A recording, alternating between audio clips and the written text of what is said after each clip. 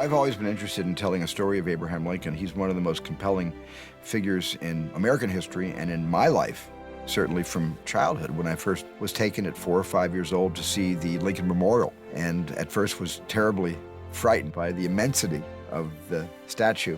And as I got closer, I was completely captivated by the comfort I found in looking at his face. It was a warmth and a safety. I felt really safe as a little boy looking at him. I never forgot that moment.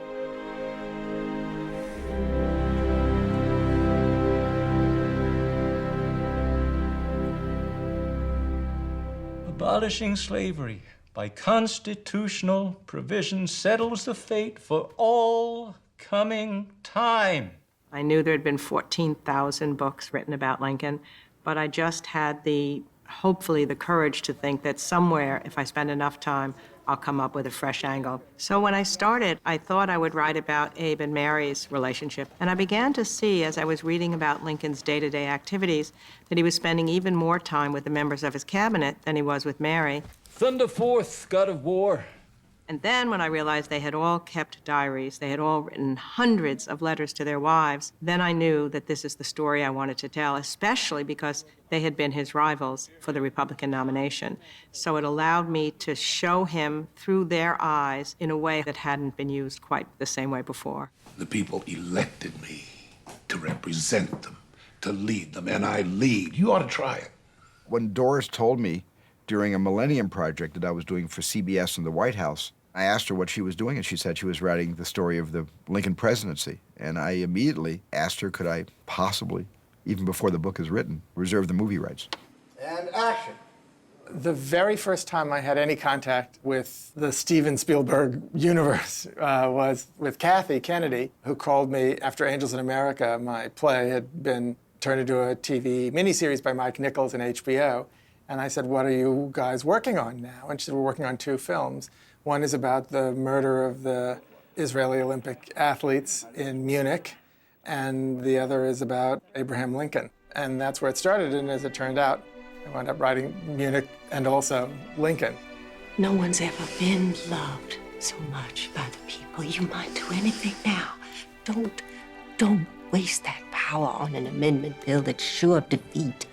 Tony plunged himself into reading, as Daniel Day-Lewis did, so many books about Lincoln's life. There are so many different Rashomon-like points of view about Abraham Lincoln. And Tony took it all in. They knew that this was going to be a process of not only taking Doris's incredible book, Team of Rivals, but also recognizing that they were going to be embarking on a history lesson to try to find where the focus might be for Lincoln's story. Well, at first, Tony and I attempted to do the book, the entire presidency. And Tony did an amazing job. He wrote 550-page screenplay, first draft. And I have a picture of myself sitting in my backyard, which I sent to Tony when he first sent me the script. It was this thick, and it was in a huge binder. And I just sat there with a Cheshire Cat smile on my face, holding this in my hand. Before ever reading it, I knew, unless I went to HBO for a miniseries, this was not going to be a motion picture called Lincoln. It just couldn't be. So I thought that the most compelling thing that Tony had written was a 70-page stretch of the fight to pass the 13th Amendment on the floor of the House of Representatives. It had already passed in the Senate. And over the course of the next 3 years of work, especially once Daniel came in, it became clearer and clearer to Stephen, I think, that that was the movie. Well, we focused only on the last 4 months of Lincoln's life because we wanted to show Lincoln accomplishing something great, something really monumental, and that was abolishing slavery and ending the Civil War. However, we also wanted to show that he was a man, not a monument, and that our best hope of understanding and doing justice to this immensely complicated person was to depict him beginning and then conducting and then concluding a very, very complex action, which was the fight to pass the 13th Amendment. By choosing the last 4 months of the war, you get not only a beginning, a middle, and end to an incredibly thrilling question of whether the 13th Amendment is going to pass the Congress, but you also get Lincoln. You get his interior fighting with himself. You get the people around him, the people he trusts, and you get his political skills, absolute front center stage in this battle. 2 years ago, I proclaimed these people emancipated. Then, thenceforward and ever free. Lincoln first signed the Emancipation Proclamation as a war document. The only reason it was legal was that he could argue that slaves were being used by the Confederates to help in the military battles. The Emancipation Proclamation was handy at the time, but it was very shaky, even of questionable legality.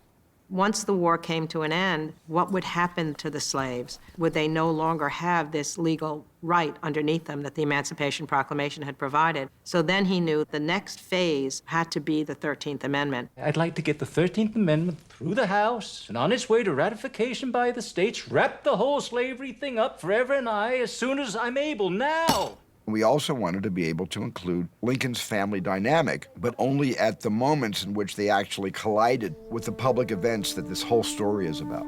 If you fail to acquire the necessary votes, woe unto you, sir, you will answer to me.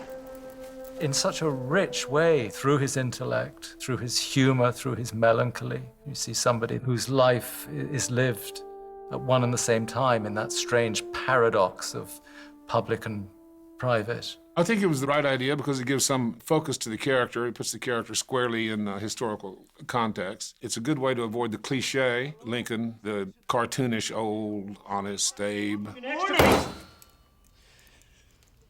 I can't listen to this anymore. Well, I think many people understand that almost any role that Daniel Day-Lewis plays, he goes through a total immersion, and I think this was no exception. He wanted to spend a great deal of time prior to shooting in reading and understanding who Lincoln might have been. It's the man himself that invites you because he was so open, and that was one of the most beautiful surprises of getting to know him, was how insanely accessible that man was. At the time, it was actually physically very dangerous, in his case, to be accessible. Oh, it's late, Mrs. Keckley. All she needs is for the grand reception. In many cases, when we were casting parts, we were looking in part for people who might have looked like their counterparts, but we didn't make that a final reason for casting them. The fortunate thing was we had this amazing group of actors that were coming out of primarily the stage in New York. So right away, that became very focused, predominantly with theater actors. But Sally playing Mary was Stephen's first choice. Mrs. Lincoln. Madam President, if you please. Maybe 7 years ago, Stephen came up to me at some place and asked me if I'd be Mary. And I literally started to cry and said, oh my God, yes. But the years went by, we had a reading of it, and then Daniel had come on board. And then I thought, now it's not gonna happen for me. He wants to listen to a useless woman grouse about her carriage accident. I do. Stuff. I am 10 years older than Daniel. Mary was 10 years younger than Lincoln. But through the incredible generosity of two people, Steven Spielberg and Daniel Day-Lewis, I became Mary. Daniel flew in from Ireland so that he and I could test. And then they both called me and said, will you be Mary? Early in the next Congress, when I tell you to do so, you will switch parties. Now, congratulations on your victory, and get out. I knew that he was a radical Republican in the war. I didn't know much more about him than that. I knew that he was an abolitionist. When Stephen called and asked me to read the screenplay and if I would consider playing the part, I read the screenplay and immediately said yes. I'm just very happy to be part of that very fine undertaking. Tommy Lee Jones, who I've not worked with before, and apart from a shake of the hand, I'm not sure that we really had a conversation outside of the work, but he seemed so completely open and fluid and trustful of the work. And I'd say that was true of every working relationship in the film. The only reason they don't throw things and spit on me is because you're so popular. I can't concentrate on British mercantile law. I don't care about British mercantile law. When we were talking about the part of Robert Lincoln, it was Daniel Day-Lewis who right away said, I think Joe Gordon-Levitt would be an excellent actor to play my son in the movie. When they offered me the role, we had a little exchange via text message, which was a delight. He was such a sweet and generous guy with his words. But also, it's a little bizarre to be text messaging with someone that I've idolized for years, and it just meant a lot to me. I wanted to step into the 19th century, and I wanted to make a film that represented as closely as possible the times and the mood of the nation, the mood of the individuals trying to solve these problems and trying to find these solutions. And I wanted to feel there was a real sense of authenticity on the set, where the only real imposition would be that there was a camera and there were monitors. The real opportunity and challenge for me as a production designer is that while it is a big story, it's being told intimately. It's very much, here's his world. Here's the White House, there's the entrance, there's his living quarters, here's the Congress. He'll travel through the streets in this way. And for me, the heart of the movie is his office, where he did most of his work as President of the United States. Oh, wow. Oh, look at this. And the maps. That kind of level of detail, whether it be a battle map or a little note or the wallpaper that we had to have created in the old-fashioned way, exactly the way it was, the set decorator has just gone to extraordinary lengths to help make that as real and detailed as we possibly can. Here. A motion has been made to bring the bill for the 13th Amendment to a vote. Do I hear a second? I second the motion. So moved, so ordered. I think in the end we had about 140 actors who had speaking parts on this film. It was a lot. It was really a lot. I don't know how we did it, actually. I gave one big presentation to Stephen of the colours, likening it to sort of hand-tinted photographs. And he liked all of that. He just wanted it to be realistic. And for Lincoln's clothing, I went with a very dark walnut brown, which helps depict the warmth of the man. And Daniel's physicality is amazing. That hanging effect of the clothes across his shoulders. You feel the weight of the position he's in. Just this once, Mrs. Lincoln, I demand of you to try and take the liberal and not the selfish point of view. Her costumes are just extraordinary. And we worked very, very closely because we wanted to have Mary's measurements.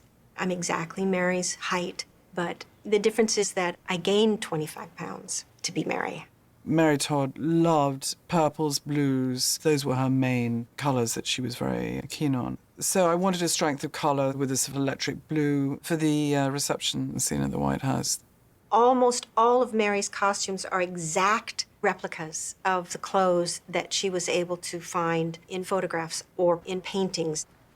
I'm here to alert you boys that the great day of reckoning is nigh upon us.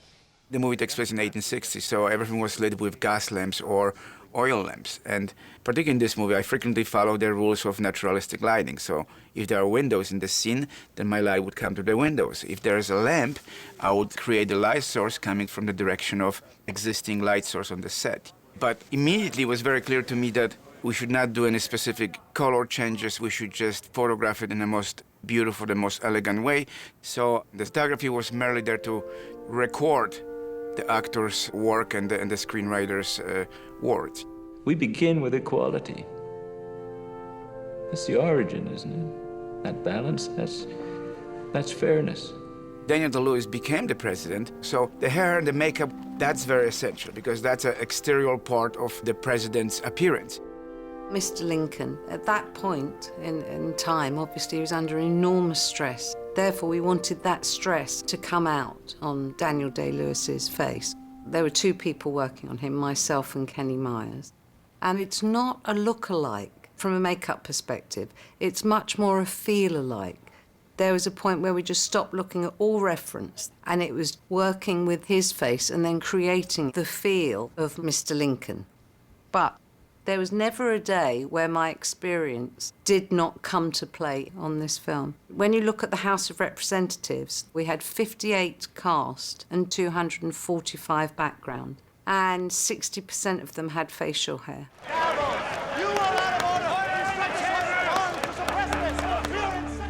This is true collaboration between Stephen and I. He's a sophisticated storyteller. When he sees chances for good image, he will go for it.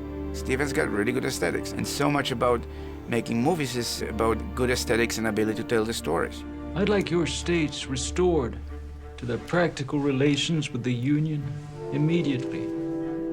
Mainly, I think Stephen and I realized that you can't rush the cuts. You had to let somebody look. I like the eyes looking at each other. I love that when people look at each other, they feel it. If Lincoln would say something, I'd hold on him, and he looks. And then we go to the Confederate vice president, he's looking. And so we didn't rush it. We gave people time to think about what they're seeing, and it was the way to work. It's not an action picture. Scenes play for long periods of time in one angle. I just wanted the scenes to exist in seemingly real time. And if I had gotten too fancy with too many reaction shots and too many cutaways, I think it would have taken away from some very complicated political points that Lincoln was trying to make. I use the law allowing for the seizure of property in a war, knowing it applies only to the property of governments and citizens of belligerent nations. But the South ain't a nation. That's why I can't negotiate with them. So I needed the audience to lean forward, to pay utter attention to what was being said. And in order to do that, I didn't get fancy with the scissors or with the lens. But say all we've done is show the world that democracy isn't chaos. That there is a great invisible strength in a people's union. This was not something that required John Williams' music to necessarily set the pace of the drama. It needed to support the gravitas of what was being talked about. It was a very subtle job of scoring this movie.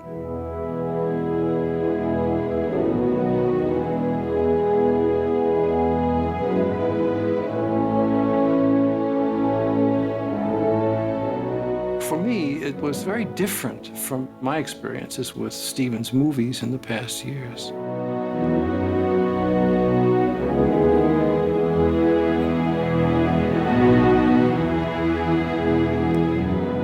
For quite a few number of years now, I've been conducting the Chicago Symphony periodically, and everybody in the music world knows that Chicago Symphony is one of our greatest orchestras in the country and certainly one of the best in the world. And as we approach the time to make decisions about where, when, and how to do Lincoln, I think Stevens said, you know, wouldn't it be a great time to have your friends now at the Chicago Symphony perform? So we recorded at Symphony Hall in Chicago, and the performances are extraordinary, actually, personal and of very, very high artistic quality.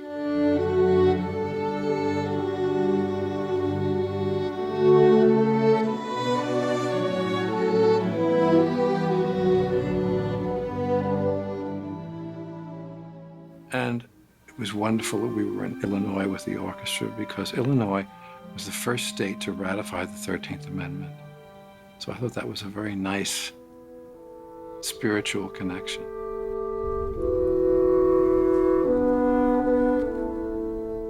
There's no recordings of the period at that time. Audio recording really wasn't invented until about 10 years after Lincoln was assassinated. And so I set about researching where are things that Lincoln actually heard. I very much wanted to get the sound of one of his watches ticking. And so I found the watch that Lincoln had in his pocket when he went to Ford's Theater. This was a watch given to Robert Lincoln after his father's assassination and was held by him for many years, given to a friend, and found its way into the Kentucky Historical Society just a few years ago. And so I sent Greg Smith, one of my recording partners, there to Kentucky to record the watch. And they let Greg record it from the front, from the back. They opened the watch up and he put a little tiny mic inside the watch. So we got it from every perspective. And when I got those recordings back, it was really a thrill to know that this ticking was the sound that was around every time Lincoln was probably alone in his office. Not quite sure what to do with yourself when it's finished.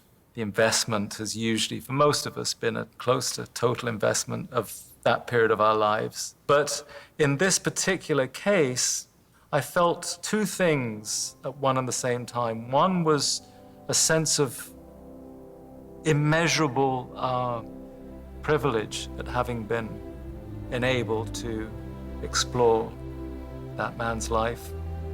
And the other, as a result of that, was a sense of great sadness and loss that time allowed me was now over.